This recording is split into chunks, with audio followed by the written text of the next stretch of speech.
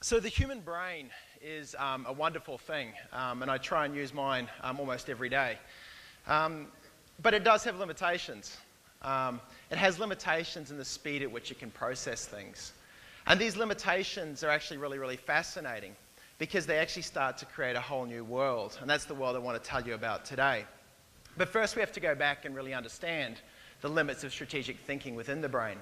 And there were some scientists that did an experiment on this, and what they did is they took a bunch of human test subjects and put them into an MRI machine. And when they were in the MRI machine, they projected images of chessboards with two pieces, and they asked them the question, is your king in danger? Is it in check?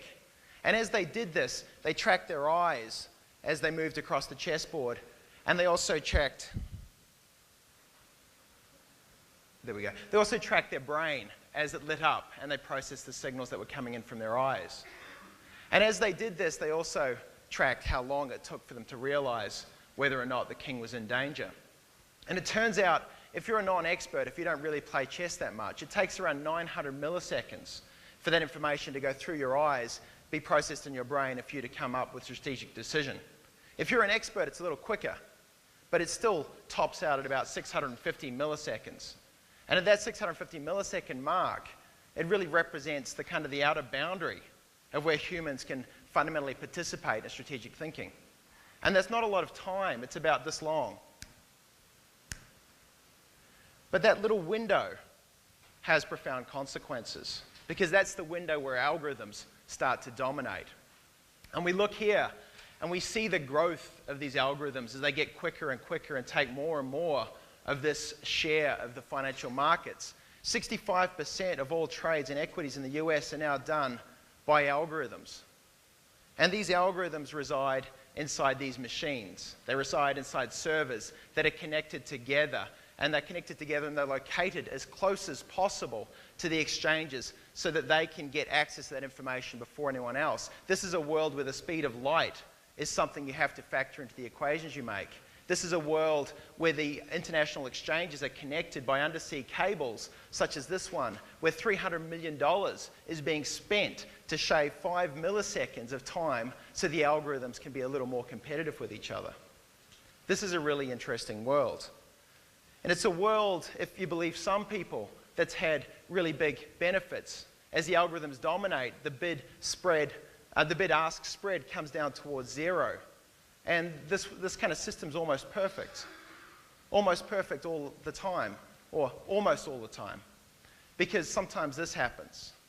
And for those of you that don't read financial charts for a living, this might be a little more familiar. This is a flash crash of 245. And this is the time when the algorithms between them kind of got together and made a decision that without anything really happening in the world, they were going to take $1 trillion of capitalization out of the global financial markets. They were going to trade Accenture stock for 1 cent a share, and that Sotheby's was going to be worth about $100,000 for every share that it had out there. And then about 15 minutes later, they decided let's go back to normal. And the thing is that today we are still pulling this apart. We don't fundamentally understand what went on during those half hour at 2:45 on that day when the algorithms got together and decided to play havoc with the global financial markets. And for me, I've spent a lot of time with algorithms. I find them fascinating. But I've got to tell you, they're also a little bit stupid sometimes. And I want to dive in today and take a little look and take you on a little bit of a tour around the world of algorithms. And so to do that, I want to kind of start with this timeline. And in this timeline, we've got at the one end, we've got scientific journals down here. They take about 2.5 hours if you're sort of good to read them and process them. And you come down to this other end here, the 140-character tweet, the kind of the information that we tend to consume within the valley. And if you go much further beyond that, you end up at this sort of fundamental limit of human strategic thought. The point where we can't actually process information any quicker. And this is the world of the algorithmic ecosystem. And the algorithmic ecosystem, like I said, is dependent on the speed of light. And that makes it pretty cool. The speed of light takes 65 milliseconds to travel from London to New York. A trade can be done on the NASDAQ exchange in 100 microseconds, where a microsecond is a millionth of a second. And they're developing hardware-accelerated chips that will execute trades in 740 nanoseconds. Now, a nanosecond is sort of a little difficult for us to imagine because we're humans and we operate up here. But a nanosecond is the length of time it takes for light to travel this distance. 11.8 inches as light will travel in 1 nanosecond. And that's the kind of world that these machines operate in. It's not our world anymore. It's one of the things we have to realize. It's not our human world anymore. It's the world of the machines. And this is what they look like. And the amount of time it takes a novice chess player to determine whether or not the king is in check, this has happened. It's like a foreign planet. It's a foreign planet with a lot of money, but it's not one that's really designed for us as humans. We don't really survive there. And it's kind of like this sort of avatar reference as we kind of go out into it. So algorithmic trading. A subset of that is high-frequency trading. High-frequency trading you can really break down into 2 different groups. Market makers, which set the price, and statistical arbitrage, which try and guess what's going to happen in the future. And we're going to focus a little bit on statistical arbitrage today. So a classic example of a stat arb trade would be what's called a pairs trade. And so in a pairs trade, you look through and you take the time series of one stock, and you convert that into a binary signal of zeros and ones, and then you look through all the other stocks, and you look at their time series, and you look for a correlation, or at least the algorithm looks for a correlation. And if it finds one, it starts tracking both of those 2 things together. And it does that because it's looking for when they diverge. And if they diverge, if that delta between the 2 prices starts to become too great, it jumps in and makes that trade. And it makes that trade, and if it's first to make that trade, it wins. And if it misses out because it's too slow, it loses. Another example of one of these algorithms is if you want to move a large amount of stock, say you want to move $200 million worth of GE stock through the market. If you do this, the market's going to respond badly. The price is going to get reduced down. So you employ an algorithm to take the stock and kind of disguise it, to break it up into lots of small components, and then to convert this into kind of a swarm, a sort of a stealth object that will sort of swing past through the market unnoticed. And that's the idea. But of course, if you've got one algorithm out there making money, there's going to be another algorithm that's going to come and try and compete with you. And so what happens here is you have these other algorithms kind of sitting and waiting. And they sit and wait, and they're called sharks. And they sit in the way, they sort of ping, they sort of send out these little bids, and they look for a hit. And if they get a hit at, say, $24.50, maybe they'll change the price a little bit. Maybe they'll change the volume. And what they're trying to do is reverse engineer the stealth algorithm that has hidden the stock to try and find out if it is there. And if they get enough hits, what they do is they attack. And if they're successful with that attack, they make money, and the algorithm survives. This algorithm here is called quote stuffing. This is really, really fascinating. It's quite ingenious, albeit a little bit illegal. You take... as soon as people figure out that you can do this, it probably will be illegal. So A is an algorithm here, and what it's realized is that it's cheaper, indeed, it's quicker to generate noise than it is to make meaning from the noise. And so it basically stuffs the market full of quotes, false quotes, and it stuffs them through. And what that means is that every other algorithm has to go through each one of these things and go, is this real? These algorithms aren't very smart. They go, is this real? And in doing that, although it's just a small amount of time, it slows it down. And it gives A the advantage. A now has the speed advantage. Remember, this is a world where nanoseconds are important. And so this is really an ingenious strategy, and this is what it looks like if you look at it from the perspective of the algorithm. And here's another one a little smarter. And this is the world that they operate in. We don't see this, but we can go back and look at it. And so these algorithms are sort of really, they're not that smart. They're processing zeros and ones. They're sort of the stock price and the stock volume. But they're getting smarter. They're starting to read words. They're starting to read sentences. And so this headline came out on Bloomberg on the 18th of the 8th, 2011. If you note the time, it was 12:08, 12 seconds, 0.679. Again, this is important. And it said, Hewlett-Packard is said to plan spin-off of PC business. And this goes out and it hits the market. And this is what happens. Bang. The market jumps up 13%. It jumps up so much that it almost starts to kind of invoke circuit breakers because the market's moved too much. And it looks like it's happened instantaneously, but it's actually taken 4 whole seconds. And this is important because that's about the same amount of time it takes a human to read a tweet. It's about the amount of time it takes a human to read a headline. And the thing is, in human time, that's pretty good. But in algorithm time, that's pretty terrible. And these algorithms are getting smarter because we are not simply quick enough. These algorithms are learning to read the news, and they're doing that because there's money to be made. And so when you pick up a newspaper or you read it on whatever device you will be reading it in a couple of years, by the time you've got to the first word in a story about a bomb exploding in Baghdad, the algorithm has already gone through and figured out the event. It's figured out the location, it's figured out the time, the intensity, it's put that into a model and it's traded oil futures before you've even had the page download. And this is the world where machines read the news and they know more about it than you do. But of course, if machines are reading it, they're probably also going to be writing it. And if they're going to write it, they'll probably also put noise out there just to confuse all the other machines. And you've got to wonder, is this your world anymore? Or is it the world of the machines? And so it turns out that actually if you let these machines kind of run out, they do stuff, they kind of have these black swans like the crash of 245. And these things kind of seem like aberrations and we kind of get on with it. But actually, there's another black swan that happens in the world of the algorithm. It's called the ultra-fast black swan. And the ultra-fast black swan happens on a timescale that humans aren't really aware of. It happens like this, where a stock kind of moves along and then bang, it drops. Or a stock moves along like this and then bang, up it goes and back to normal. These are algorithms getting kind of stuck in little feedback loops, kind of generating noise, little micro fractures through the otherwise stable stock price.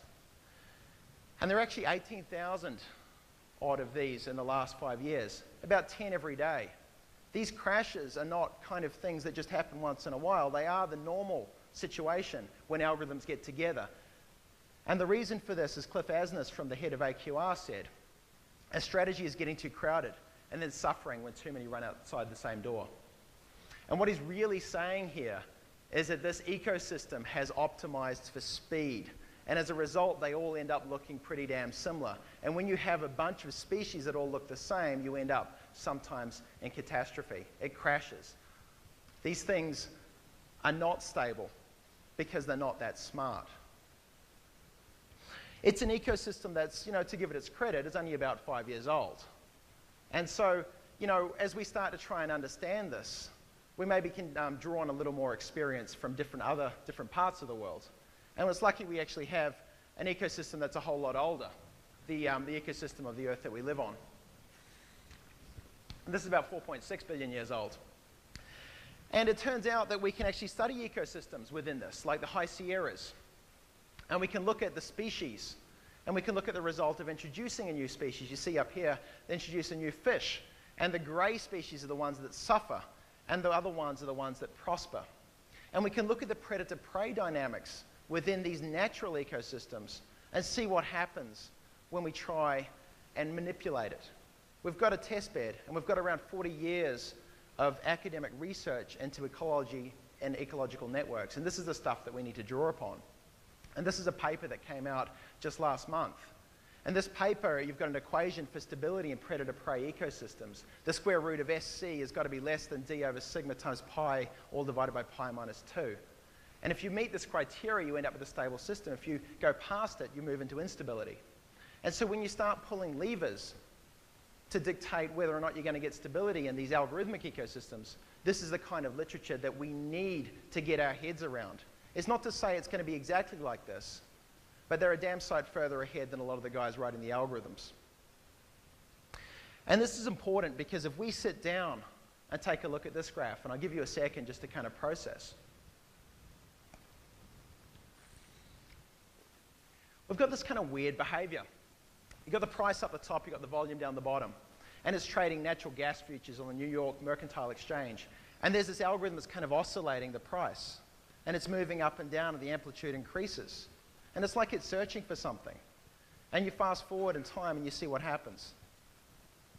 It's been oscillating until the system breaks. The system breaks and boom, it drops about 10%.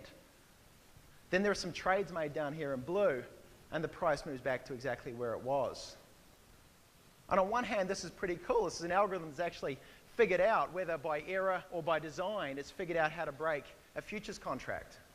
That's cool until you sit back and you realize that this is natural gas. This is real natural gas. It's a commodity that's used to heat real people's homes that they depend on. And we've got algorithms that we don't understand, operating on timescales that we can't conceive of, controlling prices of things that are in our world. And it starts to say, well, is it our world or is it the algorithm's world? And it kind of makes you want to push the button and say, let's stop all this. But I actually think it's too late for that. We've got a fundamental limit as a human, beyond which we can't make decisions. So there's always going to be a niche in the global ecosystem for algorithms. And even if you got rid of algorithms from financial markets, are we going to get rid of them from the online ad exchanges? Are we going to get rid of the algorithms that serve up the status updates from your friends on Facebook? Algorithms are going to be part of our world. We actually got to figure out how to deal with them. And like all good ideas, they should come from movies. And this is exactly the kind of thing that I think we need to start doing. If you want to go into a hostile environment, movies teach you should have an exoskeleton. And that allows you to do things that are kind of superhuman and allows you to survive in places where you wouldn't otherwise be able to live. And so what's the software equivalent of a robotic exoskeleton that will allow us to understand the algorithmic ecosystem that we don't get to inhabit? And there's been a lot of talk over the last few decades about artificial intelligence. And artificial intelligence is about the rise of the machine. And it sort of comes to a culmination when they talk about the chess match between Kasparov and Deep Blue. And for many people, when IBM won that competition, that was the end of the story. But the reality is, there's a new style of chess out there called freestyle chess. And that's when humans and machines start working together. And it turns out that a human plus a machine will beat any machine in the world. So it's not so much about artificial intelligence, but it's actually about augmented intelligence. And augmented intelligence is a symbiosis of machines and humans coming together to actually take control back of the world that we live in and say, actually, it's about us, and there's some real things going on here. And so I'll leave you this sort of sketch, and this is kind of how I see things and really what drives a lot of the work that I try and do. We've got a complex world on one side, and we use mathematics to make that simpler. And we've got simple humans on the other side, and we use tools like visualization to enhance our cognitive ability. And somewhere in the middle is a place where augmented intelligence lies. And if we can get that point, if we can find that space through the technology we create in this next decade, we'll be the ones that actually have dominion over the algorithms, and they'll be working for us instead of for us working for them. Thank you.